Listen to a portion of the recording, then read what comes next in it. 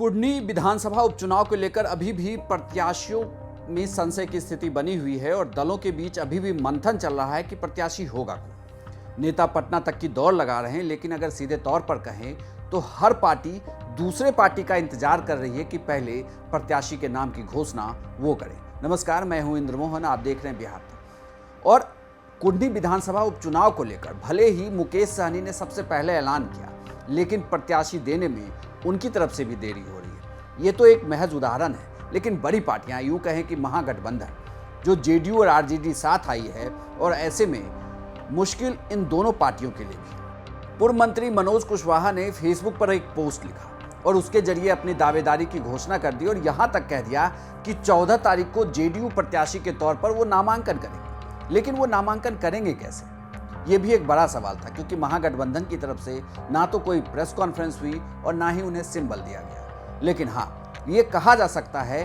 कि उन्होंने दबाव की राजनीति एक फेसबुक पोस्ट के जरिए जरूर की। लेकिन बड़ा सवाल यहाँ ये भी है कि क्या महागठबंधन यह सीट जेडीयू को दे रही है? क्या कुढ़नी से मनोज कुशवाहा ही उम्मीदवार होंगे या कोई और? इसे लेकर भी मंथन चल रहा है। अगर सूत्रों की माने तो ऐसा कहा जा रहा है कि इस सीट से उम्मीदवार, चूंकि अनिल सहनी थे, इसके पहले वो विधानसभा चुनाव जीते, तो यह सीट आरजेडी के पास ही रह सकती है। लेकिन मौजूदा परिस्थिति में चूंकि मोकामा और गोपालगंज का चुनाव आरजेडी लड़ी, तो कुढ़नी जेडीयू के खाते में चली जाएगी। ऐसे में जेडीयू का ही उम्मीदवार यहाँ होगा। राजनीतिक जानकार यही कहते हैं कि ये हो सकता है कि जेडीयू का उम्मीदवार हो, लेकिन वो सिंबल आरजेडी के से लड़ रहा। खैर, वहीं दूसरी ओर बीजेपी भी फिलहाल इंतजार ही कर रही है। बीजेपी की भी तरफ से कोई प्रेस कॉन्फ्रेंस नहीं हुई, ना ही उम्मीदवार के नाम की घोषणा हुई है। लेकिन पिछले उम्मीदवार, यानी कि जो पिछला चुनाव 712 वोट से जीते, केदार प्रसाद गुप्ता, वो अभी से जनसंपर्क कर रहे हैं और ये कहा जा रहा है कि वो इस चुनाव में उम्मीदवार हो सकते हैं। वहीं मुकेश सहनी तमाम पार्टियों को देख रही है, क्योंकि मुकेश सहनी भले ही ये दावेदारी करें कि वो सबसे पहले उम्मीदवार दे देंगे, लेकिन मुकेश सहनी की पार्टी के साथ एक मुश्किल है।